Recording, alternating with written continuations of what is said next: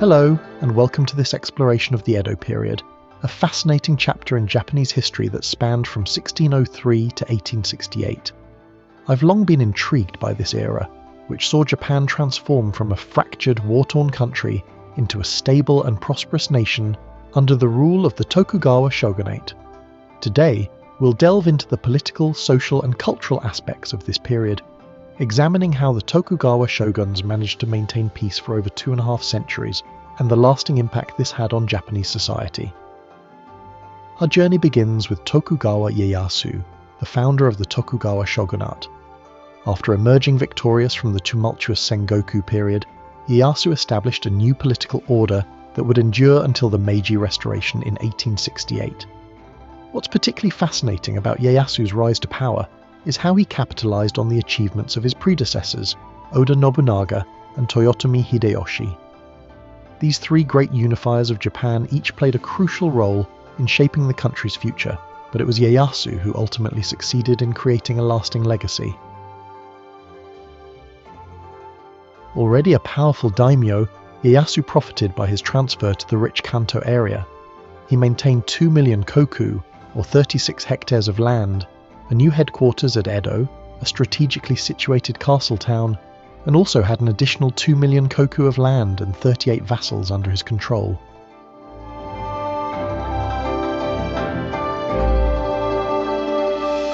The political system that emerged during the Edo period is known as the bakuhan, a term that combines bakufu, shogunate, and han, domains. This system represented a new unity in the feudal structure of Japan, with the shogun holding national authority and the daimyo exercising regional control.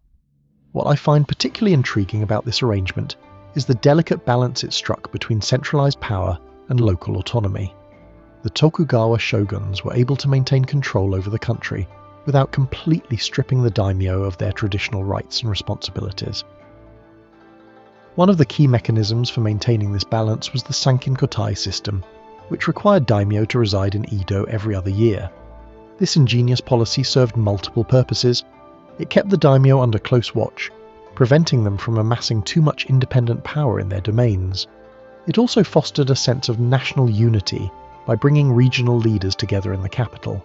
Moreover, the frequent travel and maintenance of residences in both Edo and their home domains placed a significant financial burden on the daimyo, further limiting their ability to challenge the shogunate's authority. The various regulations and levies not only strengthened the Tokugawa, but also depleted the wealth of the daimyo, thus weakening their threat to the central administration. The han, once military-centered domains, became mere local administrative units. Another aspect of the bakuhan system that I find particularly noteworthy is the hierarchical classification of the daimyo. The Tokugawa shoguns cleverly divided the daimyo into 3 main categories: the shinpan, or related houses, who were direct relatives of the Tokugawa, the fudai, or house daimyo, who were rewarded for their loyalty with lands close to Tokugawa holdings, and the tozama, or outside vassals, who were former opponents or new allies. This stratification allowed the shogunate to maintain a tight grip on power while still incorporating potential rivals into the political structure. It's a testament to the Tokugawa's political acumen that they were able to create a system that both rewarded loyalty and kept potential threats in check.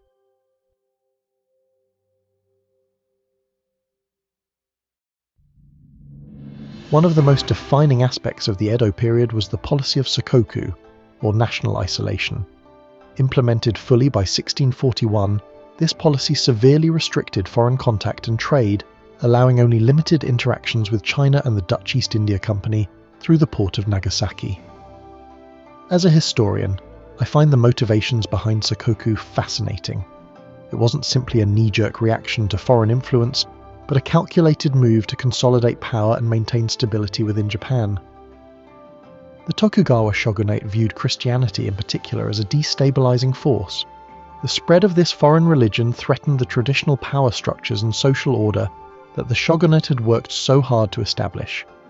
The Shimabara Rebellion of 1637 to 1638, in which discontented Catholic samurai and peasants rebelled against the bakufu, only served to confirm these fears.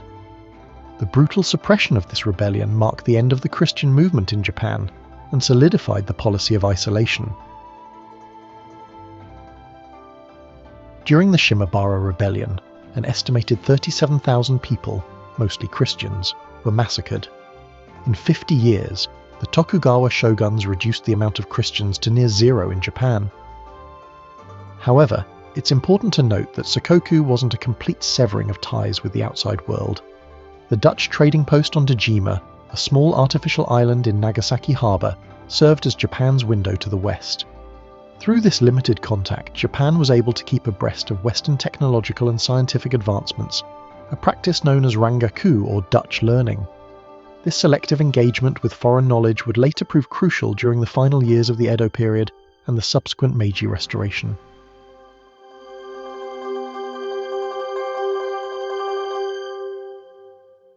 The Edo period saw the crystallization of a rigid social hierarchy, often referred to as the Shinokosho system.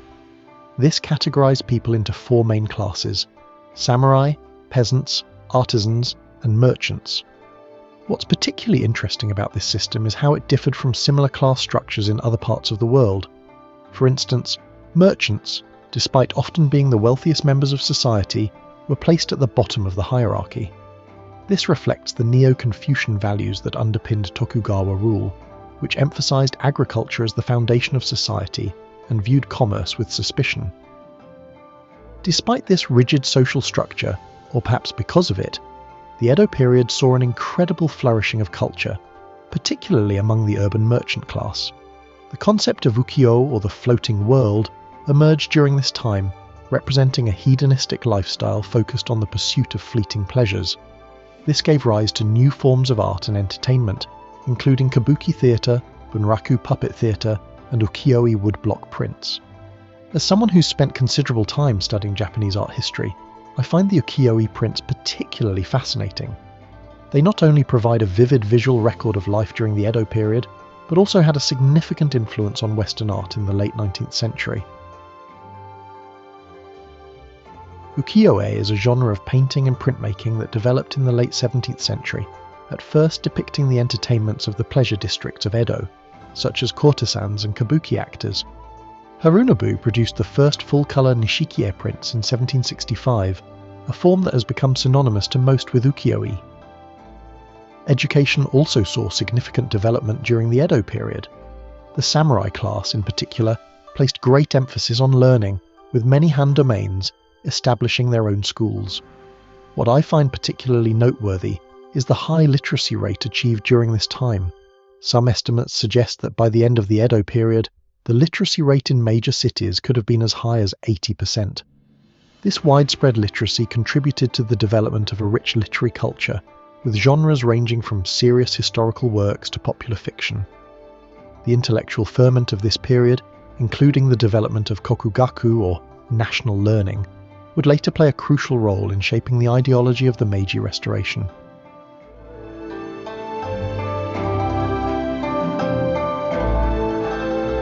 As we approach the end of the Edo period, it's crucial to understand the various factors that contributed to the decline of the Tokugawa shogunate. By the early 19th century, the carefully constructed political and social order began to show signs of strain. Economic difficulties, including famines and financial crises, led to increasing unrest among the peasantry and lower-ranking samurai. The Great Tenmei Famine of 1782 to 1788, in particular, had a devastating impact and exposed the weaknesses in the shogunate's ability to respond to crises. Another significant challenge came from the increasing pressure of Western powers seeking to end Japan's policy of isolation. The arrival of Commodore Matthew Perry's Black Ships in 1853 marked a turning point in Japanese history.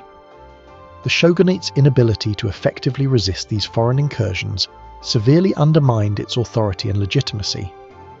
What I find particularly interesting about this period is the internal debate it sparked within Japan.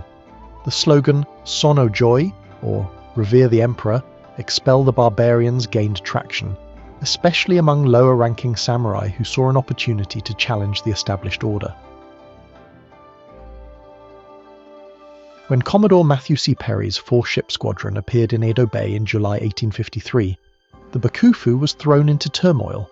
The chairman of the senior councillors, Abe Masahiro, 1819-1857, was responsible for dealing with the Americans. Having no precedent to manage this threat to national security, Abe tried to balance the desires of the senior councillors to compromise with the foreigners, of the emperor who wanted to keep the foreigners out, and of the daimyo who wanted to go to war. The final years of the Tokugawa shogunate, known as the Bakumatsu period, were marked by political instability and conflict. The shogunate attempted to modernize and strengthen its military capabilities, but these efforts were too little, too late. The Boshin War of 1868 to 1869 ultimately led to the overthrow of the Tokugawa shogunate and the restoration of imperial rule under Emperor Meiji. It's fascinating to consider how a system that had maintained stability for over 2 centuries ultimately proved unable to adapt to the rapidly changing world of the mid-19th century.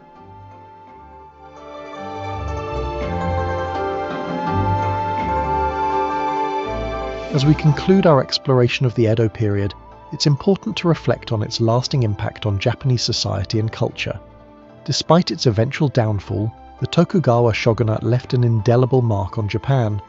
The period of peace and stability it provided allowed for significant developments in art, literature, philosophy, and technology.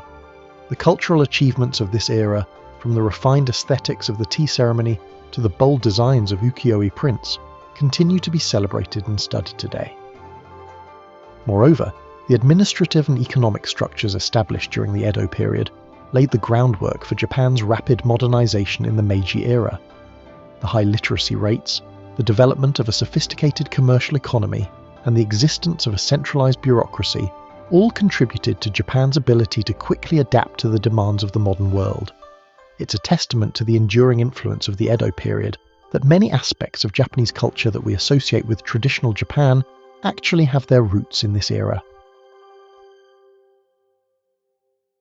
The Edo period passed on a vital commercial sector to be in flourishing urban centres, a relatively well-educated elite, a sophisticated government bureaucracy, productive agriculture, a closely unified nation with highly developed financial and marketing systems, and a national infrastructure of roads. In conclusion, the Edo period represents a fascinating chapter in world history. It demonstrates how a society can achieve stability and cultural refinement through isolation, but also how that very isolation can ultimately lead to vulnerability in the face of external pressures. As we've seen, the legacy of the Edo period is complex and multifaceted, continuing to shape Japan's national identity and cultural expressions to this day. Understanding this era is crucial not only for appreciating Japanese history and culture, but also for gaining insights into the broader themes of tradition, modernity, and social change that continue to resonate in our globalized world. Thank you for joining me on this journey through the Edo period. I hope you found it as enlightening and thought-provoking as I have. If you've enjoyed this video, please consider liking, subscribing, and sharing it with others who might be interested. Your support truly makes a difference and encourages me to continue exploring fascinating historical topics. Do let me know in the comments if there are any other aspects of Japanese history or world history in general that you'd like me to cover in future videos. Until next time, farewell and thank you for watching.